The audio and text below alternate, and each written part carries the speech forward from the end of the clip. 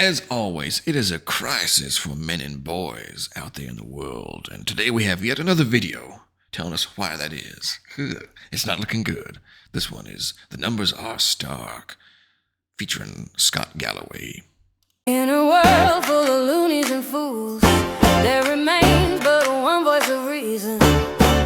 GHOSTMAS past, handsome, bold, and refined. Now to an issue our next guest has been sounding the alarm on for years. The current crisis facing boys and men. Boys are less likely to graduate from high school and college than girls. 1 in 7 men report having no friends.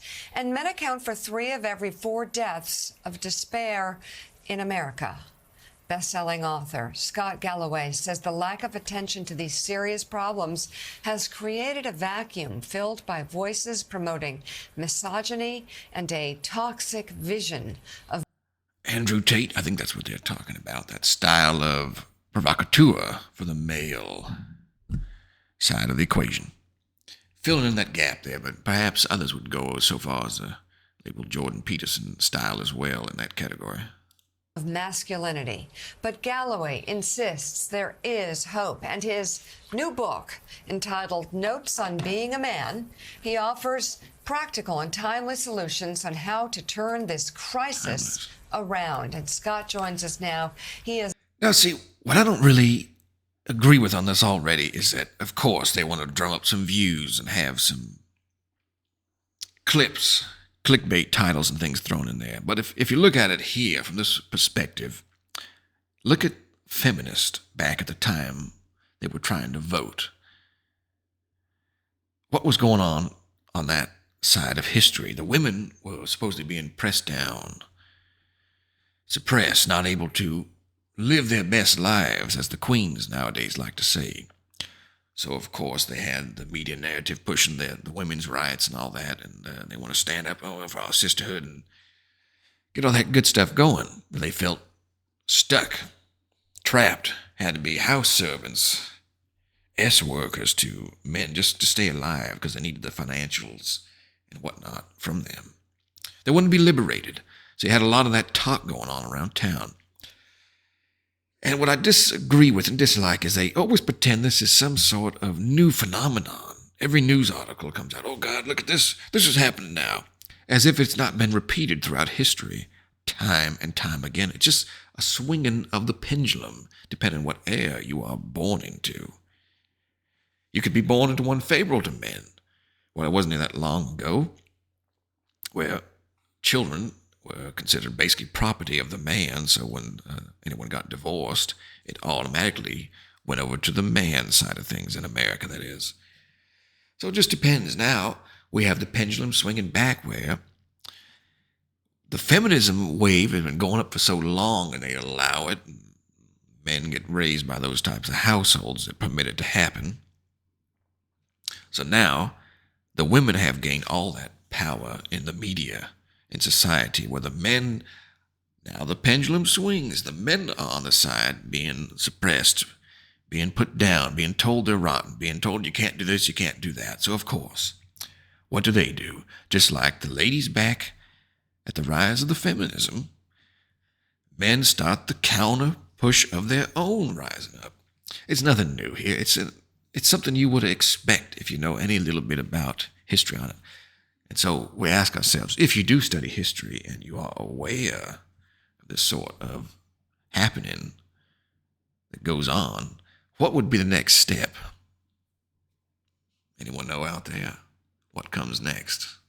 As a professor of marketing at the NYU Stern School of Business and co-host of the Raging Moderates podcast. And it's great to have you back on the show.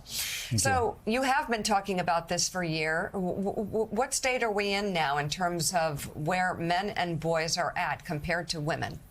Real quick here, I watch these news people here, the late gal here, and then the guy with the glasses in the middle, and they were much younger back then. I'm just glad that I have not aged along with them. It always kind of seems shocking to see how old they've gotten, but somehow I have preserved quite well. Well, thanks for having me, and it's nice to meet you all. Look, the numbers are stark. 4 times more likely to kill themselves, 3 times more likely to be homeless or addicted. You know, we have a homeless and an addiction problem, but what we really have is a male homeless and a male addiction problem. And they're 12 times more likely to be incarcerated. And I think... Where's the feminists on that? They keep saying men have all the power. They always refer to a certain top percent, though, where the vast majority of men are total losers, basically.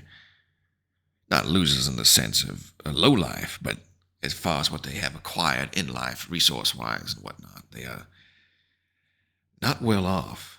And for some reason, like I said, society and the media narrative keeps pushing that idea that the men are the ones in control and power, putting you down still. Again, why is that the case? Why would that be shoved down your throats here?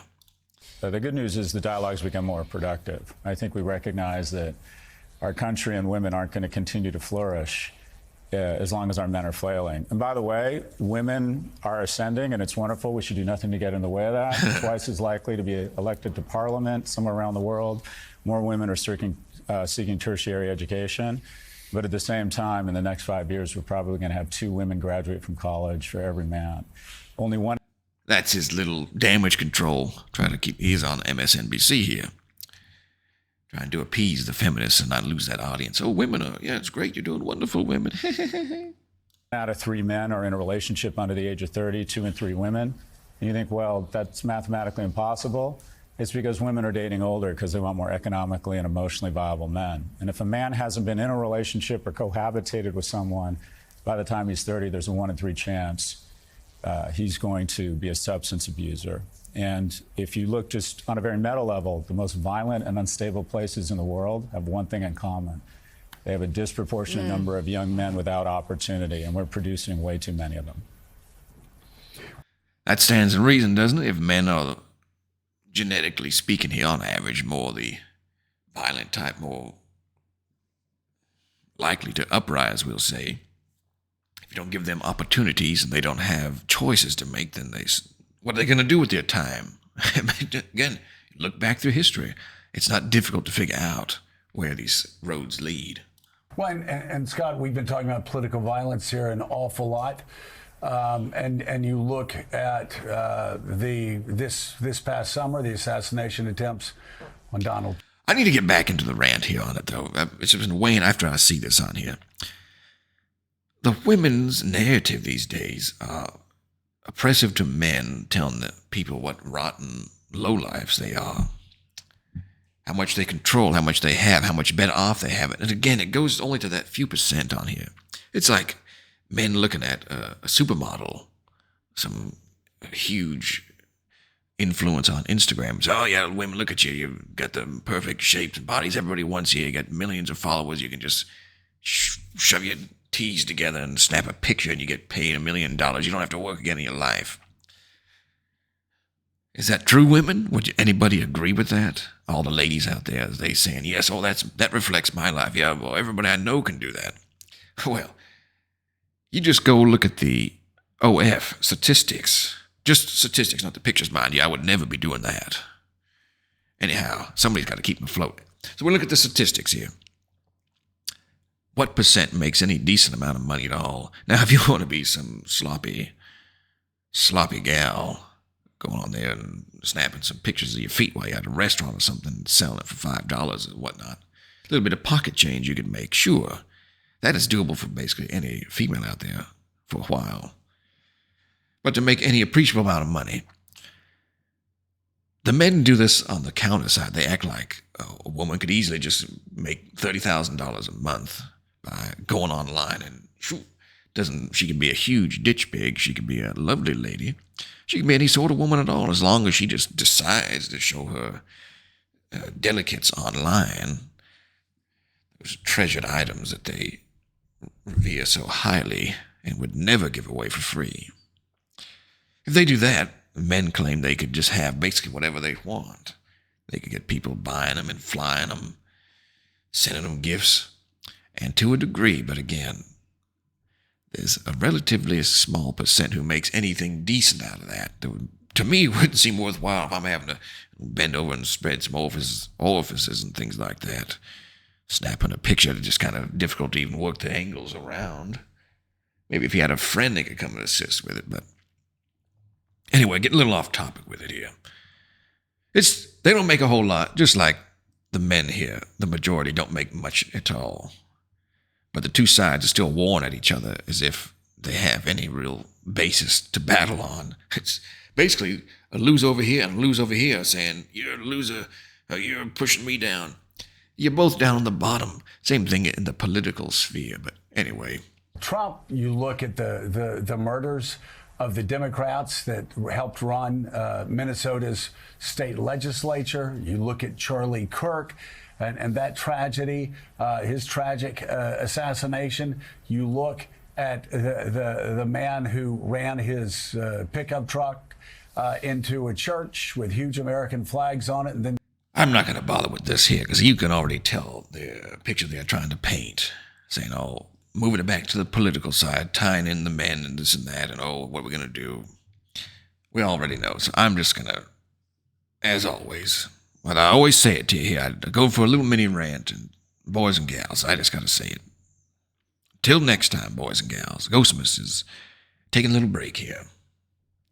Got to go work out some of those male frustrations, of course. In a world full of loonies and fools, there remains song, but actually, I one forgot. voice of